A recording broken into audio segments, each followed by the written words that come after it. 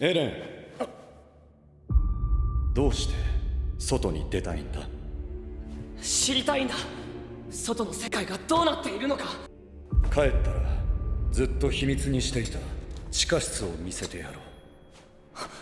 本当に？ミカサやアルミン、みんなを救いたいならお前はこの力を支配しなくてはならない。つまり巨人の正体は人間であると。يو السلام عليكم ورحمة الله وبركاته. مقعي وعباس جانك عباس سنبا صاحبي دمانتين والي سلام كدب صاحبي ما سأجدي وحانو بلا مسيسون 3 ويركي تيتريسكا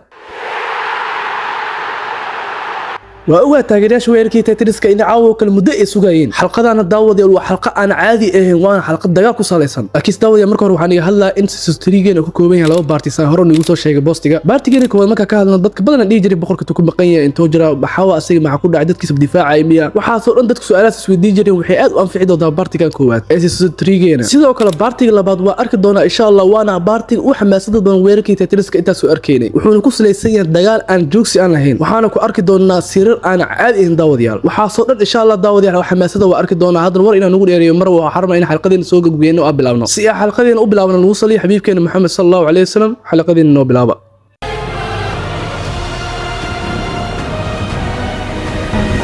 俺たちがやることはただ一つ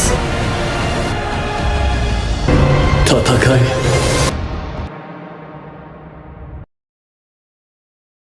daawad hadda nagu cusubtaa waxaad tagtaa playlistiga tag soo daawo ama seasonka dhameystiran soo daawo season 2 dhameystiran hadda dhoo soo dhiga soo daawo kadibna naga dabo imaa anigu beesha marayno oo seasonka season 2 si fiican u soo fahmi meesha naga dabo okay dhalinyarada nala socotana waxa ka hadli doona season 2 geena waxyaabaha soo aragnay oo cajiibka ahaa in aan aragna teetan cusub teetankaas qaabkiisa waxshiyo kala ahaa oo la dirgacyarihii ugu fiicnaa Erwin soo maray Miguel sidoo kale mid ugu cajiibsan aan aragna Ymir oo teetan isku bedelayso sidoo kale ay ka yaabeen Rainer iyo Bertolt oo ah teetankii saaxiibkooda yaraantooda cunay Rainer iyo Bertoltna waxa cadaatay in هاي اللي بدو تيتيكي قاشانك يتيتيكي وينكا وحين الدمع سناين إني إيرن أو ضفتان مركي إسبدلين وين أفضلتن إيرن يومير سي أو هلان قدردو تيتان كأه لكيس يوميرا قلافتي وحقو أنك ويرتي إني راينر بيرتول إسر جران إن راعبو سياس قوتان إيرن كريستا لكيس قوة صامتة مكيلين إني وطان رجدي أقو إن أدناها سياس درادي إيرن قوشان عادي إنو أدقي وان لو قولست إن كريستي إيرن برلسو عليو كدبنا هان اسمكو قريض وحاد عدوح عجيب إيرن وحوق عند تسحوق أفيري تيتكي هويس عناي مركز كدبنا ماسان عادي إيهنا كعلى ماساس وحاد راينر بيرتول يومير تيتنا دي مي جوغنا دماتد وحكول إحنا تيتكي هويس إيرن عناي مرنا وحكول إحنا راينر سياس أيو حلو قولست ميشنكي أها سو علنت إيرن أو آد وأدك لكن sidoo kale waxa ogaana daawada sirti ugu weyn intaas muddo soo raadinayna oo laga ogaado tuuladii kooni iyo asxaabtiisa ku noolaayeen tuuladaas markay si fiican loo baaro waxa la ogaado darbiga Rose Tetris lagu arkay in dadkaas ahaayeenba taas oo macnaheedu tahay in dadka qaar Tetris ku bedeli karaan laakiin Tetris waaciga sida Eren iyo Annie iyo Rainer ma aha Tetris dabaalada oo waaciga aan ahayn laakiin si beddelooyo qaab noocee isku beddelooyo lama ogataa Erwin wuxuu ku cadeeyay in Tetris asalkooda ahaayeen aadane waan xogtii ugu muhiimsaneed inta weerarka Tetris soo daawaneynay halaas soo tuugeena ku aragnay hadan xalqadeena bilaabanayna markaas kadib waxa dhacay in kooxda saaminta qaasaan Mikasa iyo Eren iyo Armin iyo Connie iyo Sasha sidoo kale Jan iyo Krista iyo Hanji oo ah gacanta midig Levi dhammaantood ay noqdeen kooxda Captain Levi sababta saas loo sameeyay ay tahay in amaankooda la soo Krista iyo Eren oo kooxda Captain Levi lagu daro sababta lagu darayna waa ogtihiin waa aadanaha ugu awood badan oo dhin walba dagaal ay u xalin karo sidoo kale daawad waxa la ogaaday in gabadha magaceeda Krista oo magaceeda saxda oo ahayn oo magaceeda oo yahay Historia xiriir gaarna ay la leedahay darbiga teetanka gudihiisa lagu arkay sidoo kale oo sheegay Badri Nick loo yaqaan xitaa gabadha magaceeda sababta loo bedelay oo magaceeda Krista loo dhigay sidoo kale maxaa wasiladii xiriirka ay la leedahay darbiga gudihiisa waxa soo dhan waxa wada Hanji oo baaritaanka aad ugu fiican sidoo kale Historia waxay sheegtay in arinta waxba ayna ka ogeyn sababtoo Badri uu dhahay in darbigan gudihiisa muhiimad gaar ah u leedahay laakiin waxa jir daawad wax cajiib ah oo Badri Nick loo sheegay in gabadha magaceeda u dambeeyay oo yahay Reis taas oo macnaheedu ay tahay familka qoyska boqortooyada inay ka tirsantahay gabadhan magaceedana sababta loo bedelay ay tahay in la ogaano boqortooyada gabadha inay tahay qoyska Reisna way dayaceen ayadana si duruuf xanuun badan ku soo kala laakiin hadda way u soo baahdeen sababtoo u soo baahdeen la garan maayo sidaas daraadeed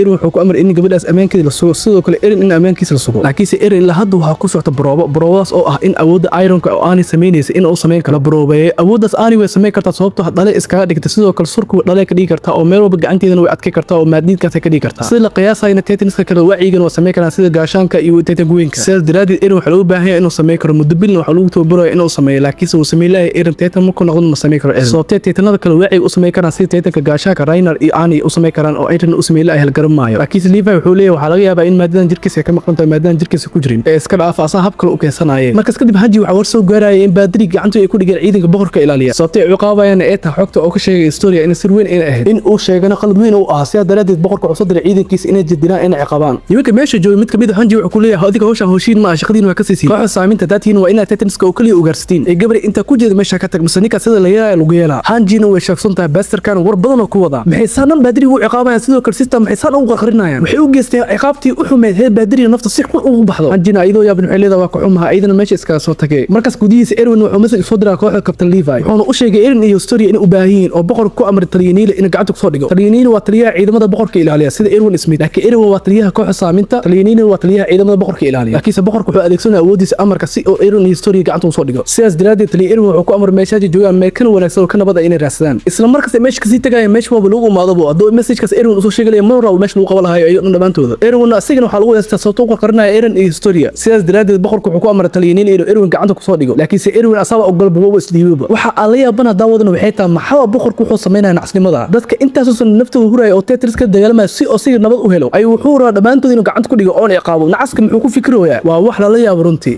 marka kale Levi wuxuu ku amray in Eren iyo Story loo wareejiyo qalcada Trust waana qalcada Badri in gudihiis lagu dilo sidoo kale waa darbiga Tetriska gudihiis lagu arkay laakiin Levi qorshe ku leeyahay in meeshaas ay tagaan qorshahaas oo ah in boqorka dabagalka ku sameeyo wax badan ka ogaado sidoo kale uu ogaado askarta adeegsanayo Levi taas ku dhaqaaqo waxay tagay qalcada Trust si ay meesha dabagalka wax ku sameeynaayo u ogaadaan laakiin qolada meesha imaanaysa Eren iyo Story hamarina dafayaan markaasna Mikasa iyo Levi dhaqaaq sameynaa sababta waxay dafay Eren iyo Story ma ahan labada qof ee dafay waa Armin iyo Jan wuxuu matalayaa shakalka Eren halka Armin oo matalaya Historia laakiin daawadayaal waxaan sheegay in dad badan ay suudiyeen Armin shakalkiisa loo igiya sida dumarka oo kale shakhsiyadiisa karakterka ah waa ninaga laakiin qaabkiisa wuxuu igiya sida dumarka oo kale laakiin saaxiib yaal wartiina waa lagu qaldooma dad badan ku qaldoomeen xataa anigu maxaa leenahay qalad horta ayaga ka dhigan Story shakalkeedii macnaha ayaga qaab aan dumar u arka basaas ay la tahay aniga laakiin ka qaleeyay waa karakter shakhsiyad aad u wanaagsan marka asoolan waxa aragnaa Armin iyo Jan rag inay dafeen waxay ku qaldeen Story iyo Eren waxay saariyeen rakaab kale oo xagga aamir ku yihiin sidoo kale Armin iyo Jan waa laga warqabaa oo Mikasa mar hore dabgashaba iyo Levi oo karka warhaayo Mikasa waxay leedahay Jan iyo Armin hadda way nabad qabaan laakiin wax inay ku sameeyaan laga yaabaa markaas Levi wuxuu ku leeyahay adiga warhaayo hadii wax ku sameeyaan ma dhaqaaq sameey aniga warka ay hayo waxa rabaa inaan soo fiiriyo rakaabka ku sugeen Eren iyo Story ay shaqadan adag ku daayay Mikasna waxaas dhan sugeen intee gashay meesha dhamaantood ay baabiisay hal u dishay oo hadii Levi uu yahay aadanaha uu awood badan markii loo fiiriyo ragga Mikasna waa aadanaha labaad uu awood badan sidoo kale waa dumarku uu awood badan wayna ku guuleysay inay soo badbaadisay Armin iyo Jan dadka kalena Levi iyo gabar lagu magacaabo Neva oo ka warhaayaan rakaabkii ay ku sugnaayeen Eren iyo Story Levi wuxuu leeyahay hal waxa ka weelsanaa waxa jira nin aan yaraanteed isu koriyay oo dhulka hoostiisa tababar fiican u soo siiyay ninkaasna kadib kabacdi iga tagay asiga sababtoo iga tagay ma aqaan laakiin ahdaaftiisu waxay ahayd maalin inuu boqorka la shaqeeyo ninkaasna waxa lagu magacaabo Kenny waa nin aad tababarno caadi aan ahayn Neva waxay leedahay Kennygaas waa maqla waa nin aad looga baqay dadka badan ka sheekeeyaan waa ogaa sidaas daraadeed u dhahay ninkaas aad u halis badan yahay hadduu boqorka dhankiisa yahay caqabad weyn uu noqonay isla markaas Levi soo sii dhahay Kenny ka hadlayn gadaal tokiimada gabadha wajiga biskool u fujina oo Levi intuu hamar gadaal u laabana war waxaas macquul maaha waqtiina si gabadha hadda baran Neva hadda baran wallahi laakiin waxa ilaa in Disney aadaawin ay hindi aadaawin weerkii Tetriska ee qof walba inay dhibato waa macquul markaasna Kenny intuu soo laafiyooda oraha ka baxay isoo u xarakeenayo wuxuu leeyahay Levi waa weynaatay nin ragana qata Soomaan heer waxa gaarto kooxda saaminta ku biirta wax kala noqoto xirfadeeda adeegsanay miya kala taa waxaasna waa saameynta tababarkayga ay leedahay markaasna Kenny intuu duulo oo dhiim geerka dhabarka ugu jira siligana baskoorda ugu xiran yahay hamar intuu ku duulo Levi intuu u dhawaado wuxuu leeyahay wali wajigaaga ma isbedelin be Levi Kenny wajigiisa markuu arko wuxuu leeyahay daawade markaasna Levi wuxuu ku tuuraa seefka uu wata Kenny oo iska dhaqaajina isla markaasna Kenny wuxuu ku soo tuuraa baskooradiisa casriga ah Levi maro isku dhigaa si jihad xabada ugu lubiyo markaas kadib oo waxa imaana daawada ciidamo trikali ah oo Kenny wato waxa ka yaabina waxay tahay ciidamo dhamaantood waxay wataa hub casri ah sidoo kale oo dhimigariyo gaar ah waligood aan arkin Levi Kenny wuxuu soo baxsanaa si cinematic aan caadi ahayn xabada trikali ku soo ridaya laakiin Levi si caadi ah uu soo baxsanaa wuxuu rabaa inuu ku leexdo jihada rakaabka Story Eren ay ku sugan yihiin laakiin se darwo ku wada hamar madax xabad lagu dhufanaa Eren iyo Story waxa lagu dhufanaa baal soo in labadooduna waa soo xaayaan Levi ugu jeeda wuxuu rabaa Eren iyo Story la afduubana inuu ku gaaro laakiin se muxuu ku gaaro oo asaaba hortiis la imaado oo dil rabaahe markaas saddex nin inta xabada ku sii rid Levi silkadiisa gadaal uu celina dib u laabana isla markaasna Kenya ka dib imaanay hoosko Levi ka arkawana u banayna dhamaantood waxay ku soo ridayaan xabad trikali Levi oo soo baxsanay cinematic oo war Levi caadi ma ah oo soo baxsanayo intooda hatta hal qof sameey kara sidaas ma lahan ninka saas sameynayna hal bosko la hatta mooto Levi soo u gagaminaya hal mar maqaayad dalaq aha odayga maqaayad iska wuxuu leeyahay war waa ii dhamaatay Levi kabtanka Levi ninkan markaasna keeni maqaayinta uu soo galay wuxuu leeyahay waa oga liifa inuu noloshaas qaabdarada maalin kasoo bixi doontid marka dhulka hoostiisa nolol qaabdarana ku haysan sidaas daraaddeed nafsadiina u dagaalami jirnay ilaa waxaana cawaan taqaanta kaliya in baahideeda tirto oo cunto raadis oo kaliya haddana maana ka joogno labadiinaba noloshaasna kasoo badbaadnay liifa wuxuu leeyahay waa garta laakiin keeni aan waxaan kuma ogeyn boqorkaad amarkiisa maxaa u qaadanaysaa ciidamada boqorka ilaaliya sababta u biirta maxay tahay keeni wuxuu leeyahay ilaa hadda ma fahmin miya loo xow aniga tan wadadeedu waa jooskana anaa doortay wixii danteeda anaa aqaan adiga xataa waa ilmitaa sababta kooxda saameynta wax kale uguma biirin dantaada ugu biirta soo maahan labadiina isku wadaan hal meel ka socdaan laakiin fikradeena kala duwan markaasna daawada liifa aqloowa wuxuu sameynaa intuu sheekadu u ahay dhalada intuu sii wuxuu arko inuu keeni jihadu ka jiro arko liifa dadtiisa uu gaar markaas wuxuu leeyahay keeni weligaa hadal macdaraas ka jecel laakiin aanay hadal kuma hayo markaasna liifa jabsatoo helo dhagaha ka gelina laakiin keeni kursiga gacanta ku wado iska dhiga baabkoona ka baxa asoo faniinaayo liifa odayga wuxuu ku leeyahay odayga waa maasan tahay qorigiisna farta ka saara isla markaasna meesha si xoog uu soo baxso wuxuu qayaana nin meesha jooga kursi oo banaanka soo bixiyo wuxuu dhigay in liifa asii ka soo baxay meesha ninkan markuu kursigiisa xabaday wuxuu arkay inuu meel wax badan ku qasaariyo oo loo xihay isla markaasna liifa inta ka hor imaado ninka meesha isugu dilaa niman kale inta ka hor imaadaan oo ninka naftiisa xabada iskugu dhigay oo labadoodan ku dara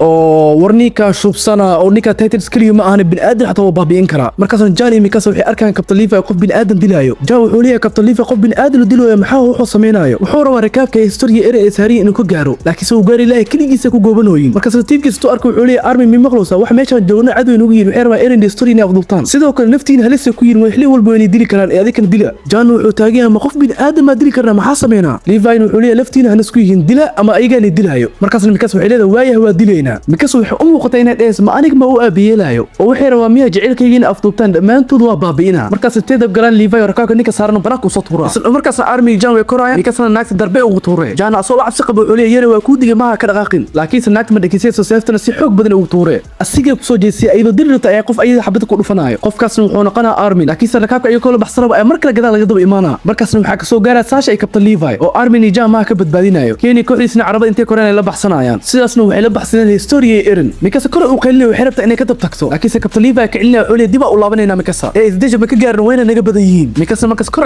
u qeylisay magaciisa Zaid ugu dhawaaqay magacaas waa taqaantii daawadayaal